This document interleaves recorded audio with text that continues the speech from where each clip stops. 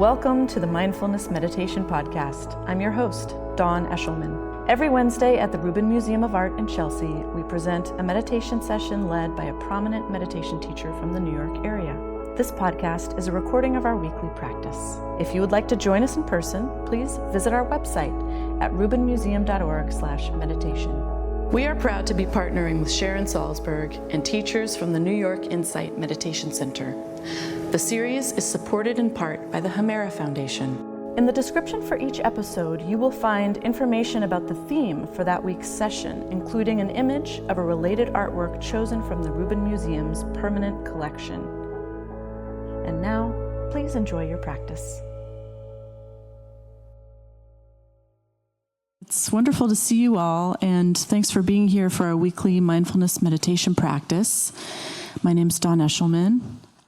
There's one new face in the room today that I know of, and that is our teacher, Rebecca Lee. And I'm so excited that she's here with us. I will introduce her to you in just a moment and bring her up on stage. Well, as is our practice, we have selected with Rebecca a work of art that kind of frames the discussion we're going to have today, which is all about transforming obstacles. And this theme, transforming obstacles, is something we've been talking about throughout the month, about how it appears in the art in our collection, but also how we can use that as a metaphor for our own practice, which is all about transforming obstacles in the moment. So today we're looking at a beautiful sculpture. This lives up on the 6th floor, and so if you want to learn a little bit more about it than what I'm going to tell you today, you can meet Jeremy right outside, right after the program, and he'll take you upstairs to the 6th floor, and you can look at this object in person and learn a little bit more. So this is from 15th century Tibet, and this is Padmasambhava. Padmasambhava is kind of known as the second Buddha, master of time. He's kind of a sorcerer of time, able to read the past, present, and future and experience them all together at once. And with that, he has the ability to project his teachings into the future so that they can be discovered when they're needed. Kind of cool, right? A time traveler, really. And he also is known, first and foremost, for bringing Buddhism to Tibet.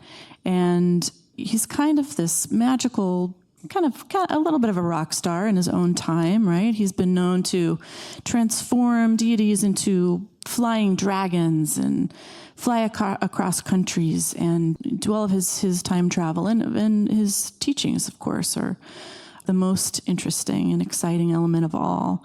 And even he faced some obstacles along the way, including when he was bringing Buddhism to Tibet, a lot of resistance from these demons that he actually had to transform. Not only did he didn't just, I should say, annihilate them or send them out of the way, he transformed them into supporters, and they became supporters of Buddhism in Tibet. So also just wanted to look at this a little bit with you. We see that Padmasambhava is sitting on a lotus throne. He's seated in a lotus or meditation kind of position. And he has two esoteric ritual objects in his hands. In his bottom hand is a skull cap, a skull bowl made out of a skull. And in his top hand, he has a vajra. And these are both common symbols that you will see throughout this tradition of art. And some pretty great earrings, if I do say so myself. And lots more to look at there as well. What obstacles do I need to transform to get those earrings? So Rebecca Lee is with us today, and she practices and teaches in the Chan tradition. And if you haven't heard of that, it is, and you may have heard of the Zen or Zen Buddhist tradition, and Chan is the Chinese pronunciation of Zen. Hopefully she'll tell us a little bit about it. Rebecca Lee is a Dharma heir in the lineage of Chan Master Sheng Yen and started practicing meditation in 1995. She began her teacher's training with Master Sheng Yen in 1999 to become a Dharma and meditation instructor. She's trained with Simon Child to lead intensive retreats and received a full Dharma transmission in 2016. She currently teaches meditation and Dharma classes, gives public lectures, and leads retreats in North America and the UK. She's the founder and guiding teacher of Chan Dharma Community and a sociology professor at the College of New Jersey, where she also serves as faculty director of the Alan Dawley Center for the Study of Social Justice. Her talks and writings can be found online at rebeccalee.org. Please give her a warm welcome.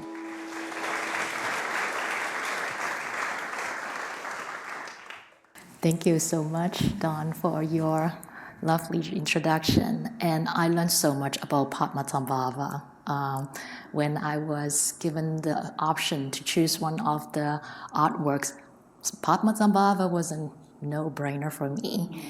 Dawn talked about my connection with Chan Master Sheng Yen, who is my root teacher, my master, and also my current teacher, Simon Child, whom I have trained with. But I want to also talk about Dr. John Crook, who was Master Sheng Yen's first lay Dharma heir and also Simon Child's teacher as well. And the reason why I want to talk about John Crook was that he's the person who got me thinking about Padmasambhava.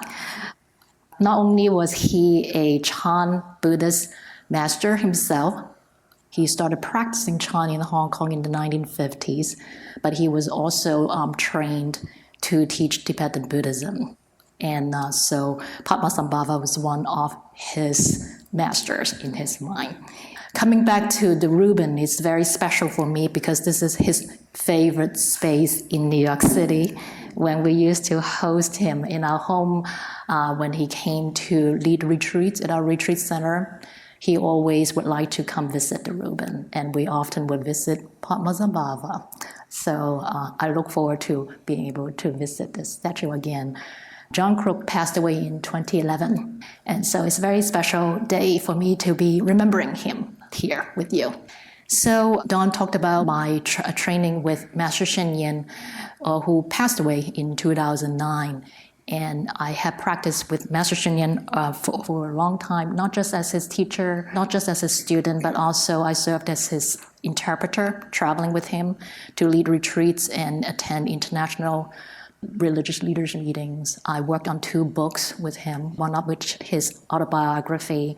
I also worked with him to run the retreat center in upstate New York, as well as being in the teacher training program with him.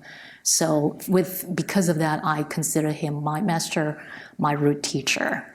And what I present in retreats and Dharma teaching mostly came from what I've learned from him, and also through John Crook and Simon Child, who studied with Master Sheng Yen in the Chinese Chan tradition.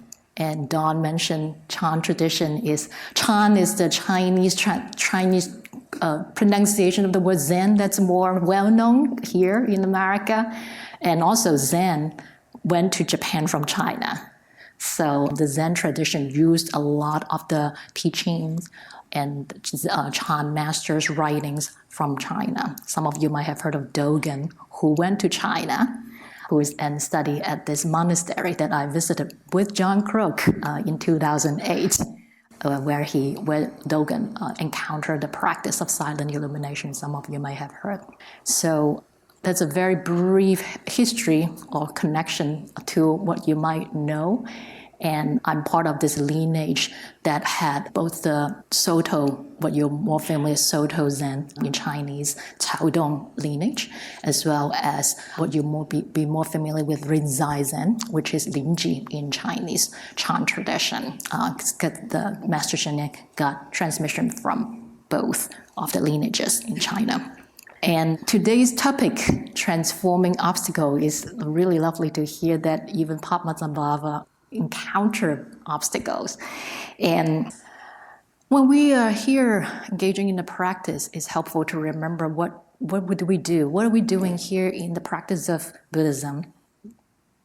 Buddhism 101, suffering. We want to be free from suffering. And remembering what is suffering all about. Suffering or dukkha is really this sense of this experience of unsatisfactoriness. Whatever that is going on right now is not good enough. Whatever that's going on right now, something's wrong, something's missing. It's not good enough. And because of this way of being, we feel that our life is filled with obstacles, right? It may have something to do with what's going on in our lives. If we have children, maybe the kids, something's wrong with their grade. I heard from Chinese parents, 99? Why did you miss that one question?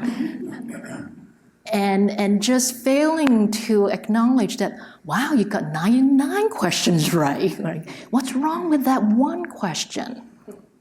Don't we do that? Or like when we're at work and we are getting all upset that our coworkers just wouldn't do this thing right or wouldn't do what we would like them to do to maybe solve a problem together.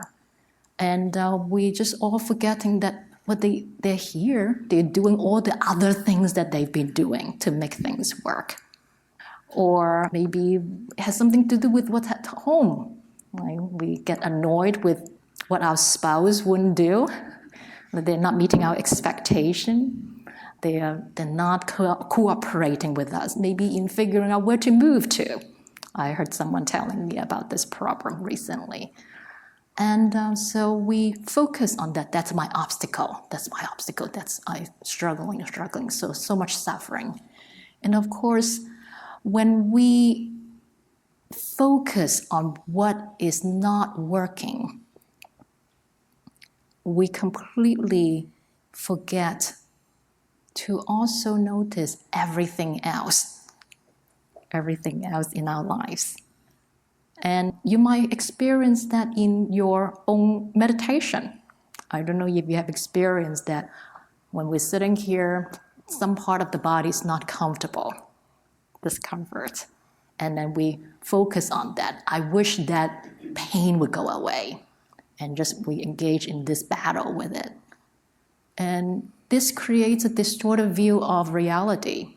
Well, like the body is not just that pain, right? There's actually the rest of the body that is working. The heart is beating, the lung is working so that we're still breathing. But we have this habit of allowing what we perceive as obstacle to take over and allow it to define our entire reality and forgetting everything else that is actually still there. And we develop this habit of taking that all for granted, right? The kid get 99% of the question right, but that's what you're supposed to do. Take it for granted, but they work hard for that too. Same thing with the body. Or we might nitpick ourselves. For example, you sit here, the body's just minding itself, breathing. You're doing a breathing meditation. Then you would begin to nitpick our breath. My meditation is not good enough, like I'm not relaxed enough. My breathing is not whatever it is supposed to be enough. And so we nitpick the part we think is not perfect, it's not how it's supposed to be. Well, the body is breathing. Isn't it something? I think so. I'm quite happy that it is breathing and remembering that. But we do have this habit of forgetting to acknowledge that, taking that all for granted, and allowing what we see as the obstacle to take over our whole existence, and then making our life more difficult than it really needs to be very often. So in the practice here, what we can do is to practice allowing everything to be there. Whatever it is, if it's a busy mind, allow it there, allowing it to be there, and to fully experience it with this relaxed body and mind. And allow ourselves to be here with whatever is here in this present moment. And we allow ourselves to do that, we'll notice what seems to be some insurmountable obstacle, maybe some physical discomfort in our meditation, maybe the idea that the breath is not perfect, my meditation is not going perfectly. We observe that thought, and then we see that it will, on its own, fade away from our mind. And then we hear. So let's try that together with our meditation. What I like you to invite you to do is to sit in a comfortable position. If you're in a chair, you might find it helpful to sit in the front half of the chair. That will allow your upper body, your back, to be relaxed and erect, facilitating this wakefulness. And I take you through a guided meditation. And if you wear glasses, you might find it helpful to take off your glasses to reduce the pressure, stimulating your facial muscles. And we begin. Feel the relaxation of the top of the head, like melting butter. And feel the relaxation spread to the forehead. Check to see if we are holding tension in these muscles, maybe between the eyebrows, by habit, maybe because of worries. And we can give these muscles a vacation and allow the tension to melt away. And feel the relaxation spread to the eyeballs and eye muscles that get tensed up from all the analyzing, judging, comparing, planning in our daily life. And right here, right now, we can give these muscles a vacation and allow the tension to melt away.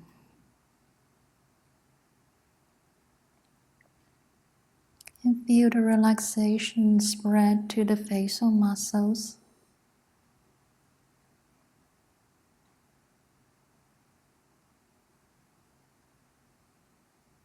Check to see if we're holding tension in our facial muscles by habit. Maybe from the need of needing to hold up a facial expression for the world to see. Right here, right now, you can give these muscles a vacation.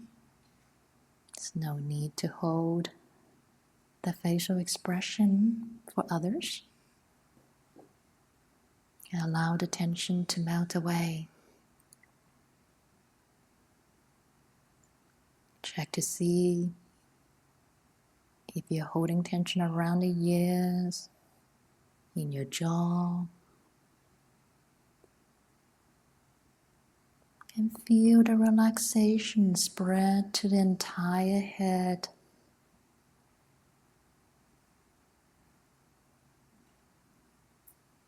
Feel the relaxation spread down the neck muscles like melting butter, directly experiencing these muscles softening, allowing the tension to melt away. And feel the relaxation spread down the shoulder muscles.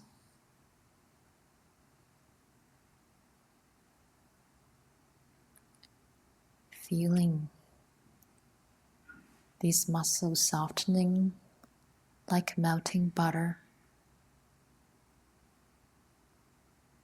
And feel the relaxation spread down the arms, the forearms, all the way down to the fingertips.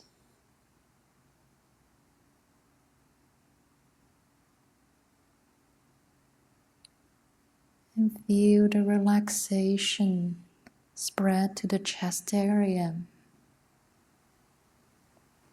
Check to see if we are holding tension in this area by habit, maybe from anxiety,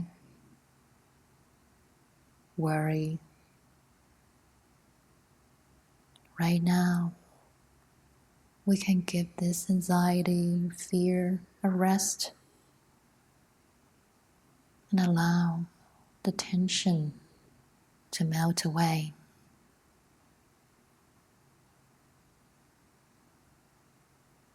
And feel the relaxation spread down to the lower abdomen.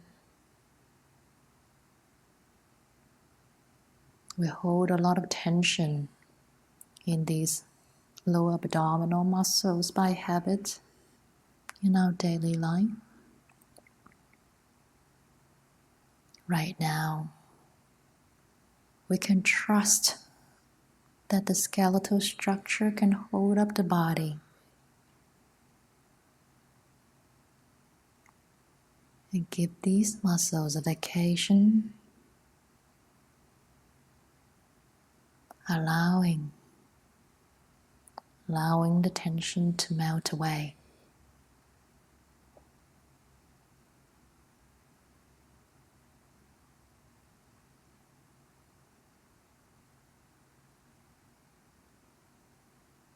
And feel the relaxation spread to the upper back.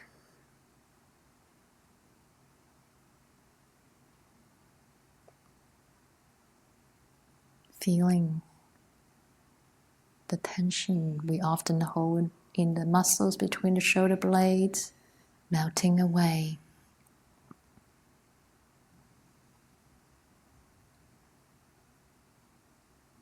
And feel the relaxation spread down to the lower back.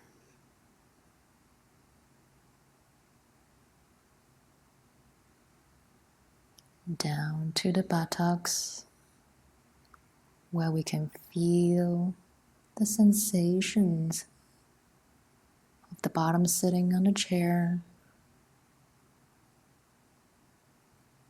And we feel the relaxation spreading down to the thigh muscles. Check to see if we are holding tension in these muscles, allowing the tension to melt away. And feel the relaxation spread down the legs, all the way down to the toes.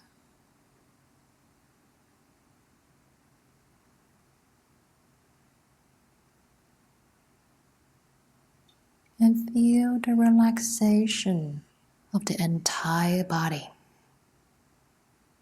sitting right here, right now.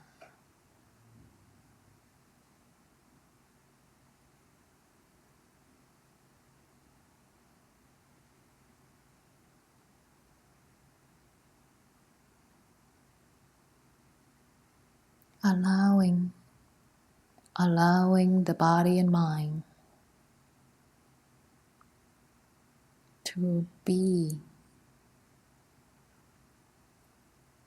as it is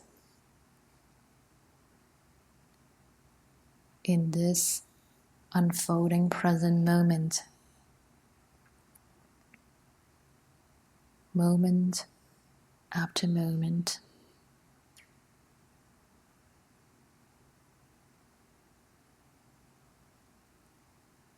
All we need to do is to be here.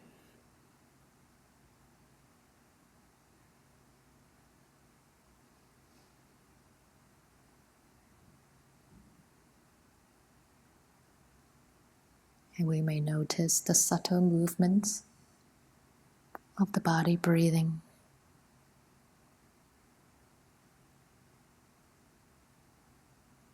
Allow ourselves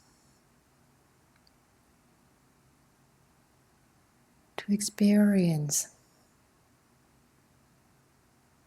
the breathing body, what we often take for granted.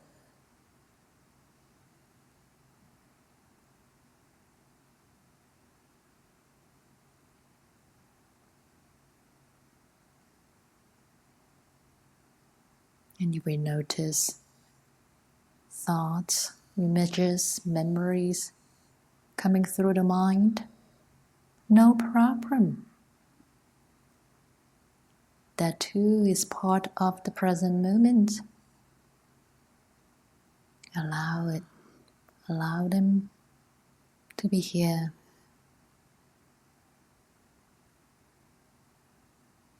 And when it's time,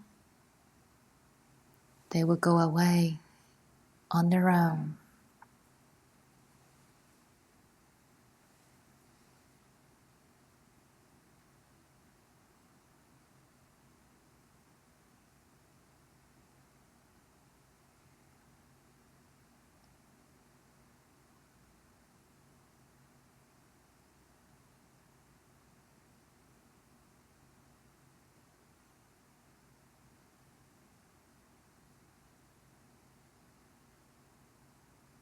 We practice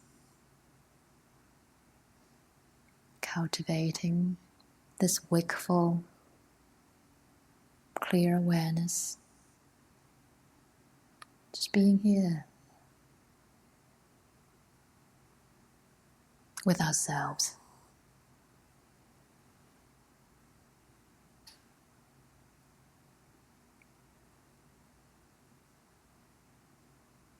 Being gentle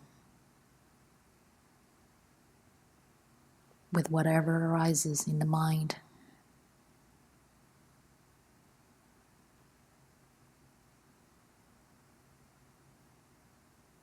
As an antidote to the habitual harshness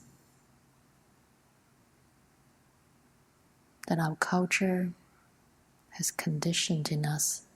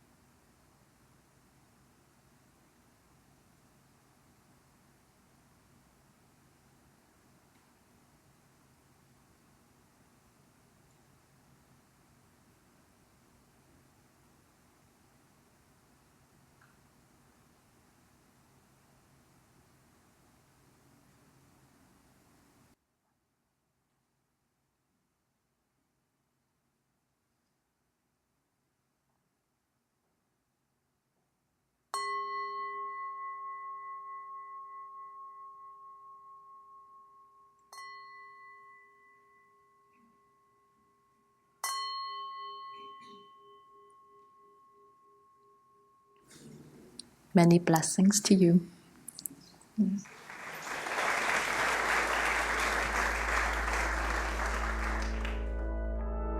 That concludes this week's practice. If you'd like to attend in person, please check out our website, rubinmuseum.org/meditation, to learn more. Sessions are free to Rubin Museum members, just one of the many benefits of membership. Thank you for listening. Have a mindful day.